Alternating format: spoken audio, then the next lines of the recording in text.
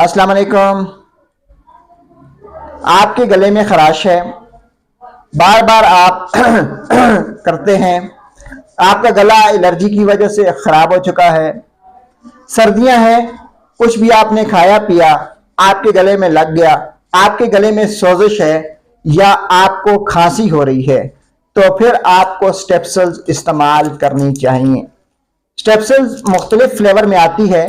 ये जो मेरे हाथ में है ये लेमन फ्लेवर में है। नाजरीन, स्टेप्सिल जो हैं ये गले की खराश और सोजिश के लिए इंतहाई बेहतरीन काम करती हैं, फौरी रिलीफ देती हैं और मौका पर ही आपके गले की खराश को ख़त्म कर देती हैं। आपके गले के अंदर एलर्जी में महावन साबित होती हैं। आपको सांस लेने में जो दुश्वारी हो रही होती है, आपके गले में जो सोजिश हो रही होती है या आपको जो खांसी हो रही होती है, उसको रिलीफ देने में एकदम काम करती हैं।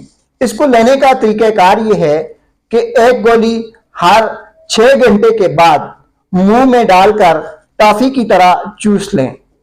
इसका फायदा यह है कि एकदम, चूंकि ये आपने चूसी होती है, ये आपके थूक के साथ, लुआब दन के साथ मैदे के अंदर चली जाती है और फौरी असर करती है।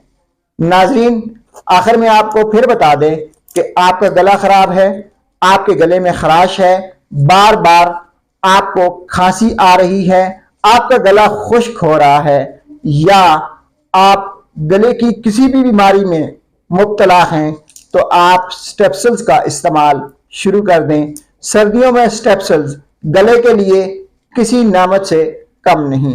इसके कोई साइड इफेक्ट्स नहीं हैं। शुगर के जो मरीज हैं वो इस्तेमाल करने से पहले एक बार अपने डॉक्टर से जरूर मशवरा कर लें, क्योंकि जब आप कोई भी मेडिसिन लेते हैं तो उससे पहले उसके बारे में मुकम्मल मालूमात हासिल करनी चाहिए, या जैसे आपको आपका डॉक्टर तजवीज़ करे उस तरह वो मेडिसिन लेनी चाहिए।